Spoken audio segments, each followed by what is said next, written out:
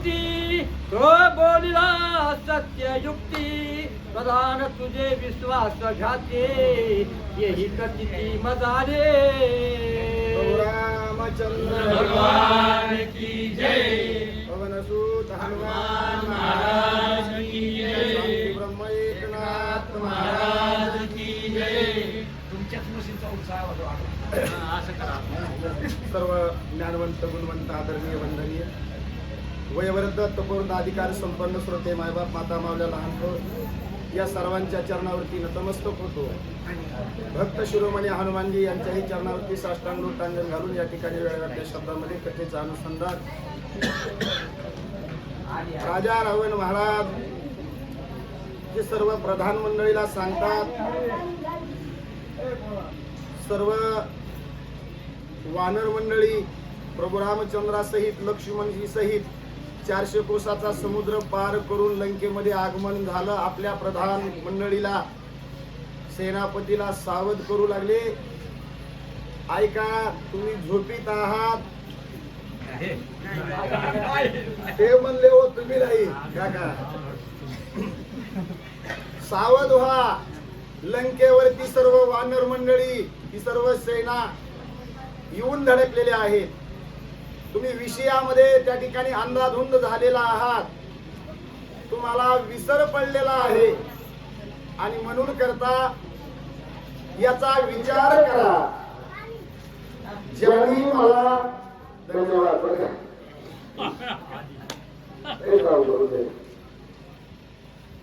माझ्या हिताचा ज्याने उपदेश केला तो उपदेश मी मान्य केला नाही, त्याला लाथ मारून लंकेच्या बाहेर पडलं, बाहेर पाठवलं आणि म्हणून करता माझ्यावरती हे संकट आलं.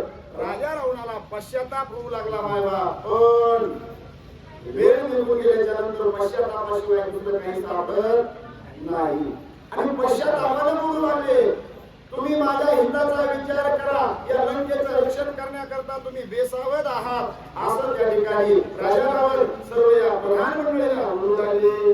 उन्मादे मदोन्मत प्रधान अविश्वासी यांचे वदन ऐसे बोलिला विभीषण प्रत्यक्ष प्रमाण मजाले प्रत्यक्ष प्रमाण मजाले.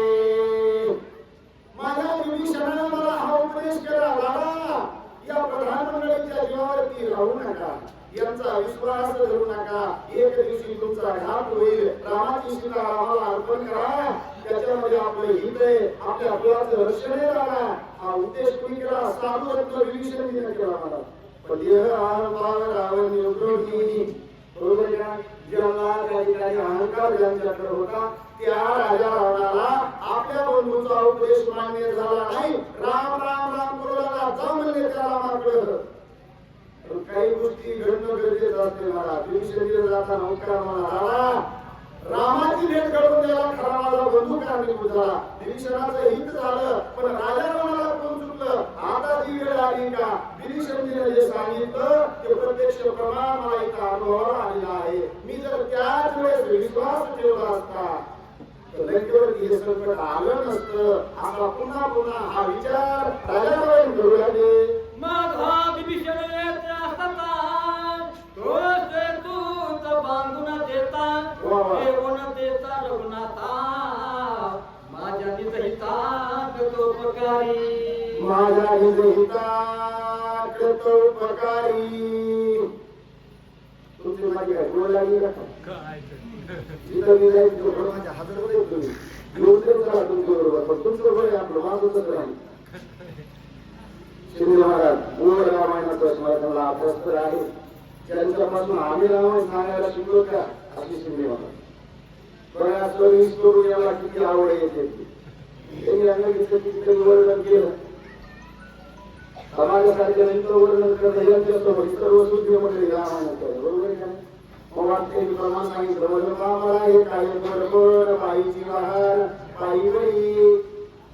तसं तुम्ही अशी गोड सती उपलब्ध करून किती वेळ सांगून दिले. तुमचं पूर्वजन्मीचं काहीतरी पुण्याची सांगून आठवडं भरपूर होतं मायबाप म्हणून मी तुम्हाला रामायण लावण्याचं सुचलं.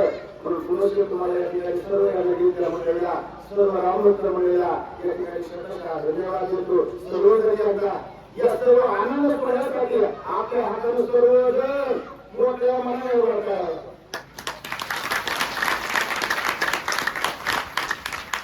तसंच सर्वजण आपल्या मुखाने आपली रामाच्या नावाचा जय करा.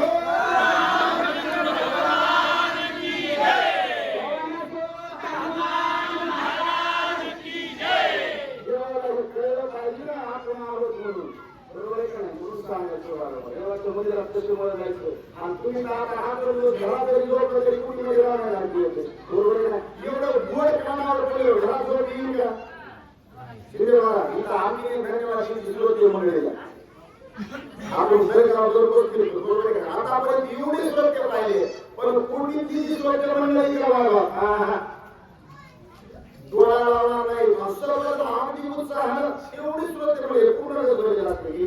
काका महाराज भैरव महाराज ही सर्व मंडळी रामायणाचे सातत्य नाही मंडळी आपल्याला इथं आनंद घ्यायला घेण्याकरता हे कुणी उपलब्ध केलं कुठे कर मंडळी बरोबर आहे का.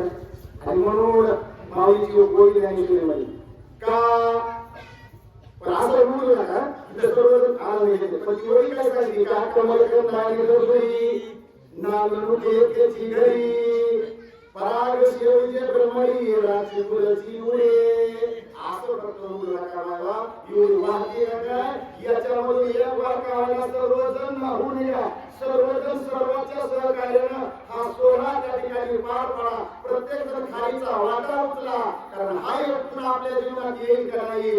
अण्णाच्या विष्णूदेव महाराज आता एवढं घडते पुढचं घडणार का नाही हे सांगता येणार नाही महाराज बरोबर नाही. त्याला प्रोग्राम चालवण्यास ती सद्बुद्धी दिली आणि म्हणून हा भव्य दिव्य असणार आहे भावार्थ रामायणाचा सोहळा या ठिकाणी आयोजन होते.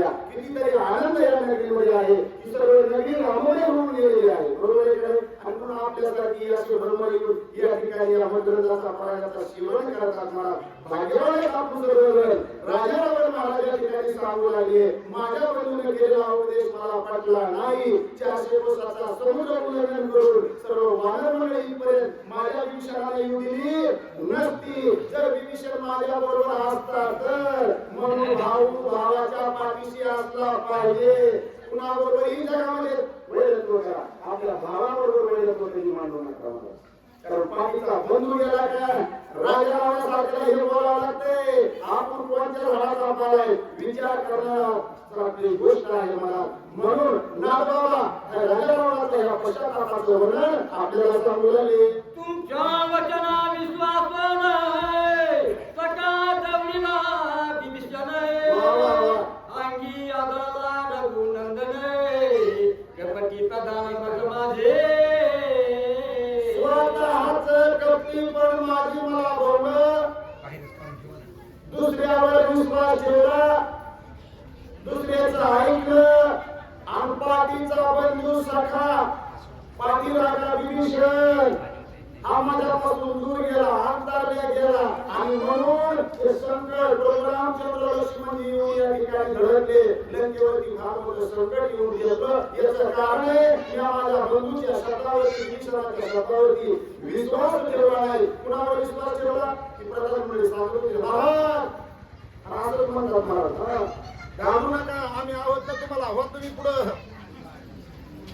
अशी अवस्था त्या ठिकाणी राजा रावण महाराजाची झाली. आणि म्हणून तुमच्यावर विश्वास ठेवला तो माझी मला भवला म्हणून करता राजा रावण बोलू लागले. लंकेला रघुनंदन सकोप रावणाचे वदन ऐकून सेना प्रधान लज्जायमान झाले. खाली माना घाते सर्वांनी आणि बापायमान झालं. राग राणावर झाला पण करतो काय संकट समोर येऊन ठाकले. आता काय करावं या ठिकाणी आपण काय केल्याच्या नंतर या लंकेचं रक्षण होईल असं सारखा विचार राजा रावणाच्या मनात येऊ लागला. सर्व प्रधान मंडळी दरबारामध्ये बसलेली आहे. राजा रावण बोलता आणि बोलल्याच्या नंतर सर्वांनी खाली माना घातल्या का तुम्ही विश्वास दिला होता बाकीचे आपापला वडदेवपणा सांगितलं ना ते पाले काही वाहणार येतं ते आपलं खाद्य या ते काही परत येऊ शकते बडीवारपणा चालत नाही बोले तैसा त्याची मंडळी बाहुले म्हणून याच्यामध्ये एवढं भाव लागते बरोबर पारमार्थिक साधनेमध्ये साधक अवस्थेमध्ये आपण त्या ठिकाणी आचरणात किती आहोत याला फार होते आपल्याकडे ज्ञान कमी असू द्या जास्त असू द्या पण बोलताना आपली वाणी अशी पाहिजे कुणाचा अंतःकरण दुखवते का आपल्या जीवनामध्ये चालताना आपला पाऊल त्या ठिकाणी सरळ पडतोय का या गोष्टीचं हे पथ्य जर पाळलं तर मग इतर लोक आपल्याला स्पर्श करू शकत नाही पथ्य नाव विठोबाचे बरोबर आहे का नाही आणि म्हणून करता राजा रावणाचा विचार त्या ठिकाणी हे सर्व मंडळी ऐकू लागले तुमचा बळीरावपणा कुठे गेला असं त्या ठिकाणी बोलू लागले गजरे आला रघुनंदन अंगी आदरले विघ्न लज्जायुक्त प्रधान कंपायमान भयभीत सर्व वेळीच झाले महाराजांचा माझा पहिलाच योग असेल वाचायला सांगायला नाही तर बऱ्याच ठिकाणी एक बाजूला असतात मी बाजूला असते पण आज एवढा जोड लागली गजर करत प्रभू रामचंद्र सर्व वानर मंडळी घेऊन येते धडकले आता काय करायचे कंपयमान राजारावण झाले क्रोधायमान झाले अल्लाजयमान सर्व मंडळी झाली ऐकून आले राजा बोले आता बोले नाही यांनी खाली मारा घातला मला कारण जेवढी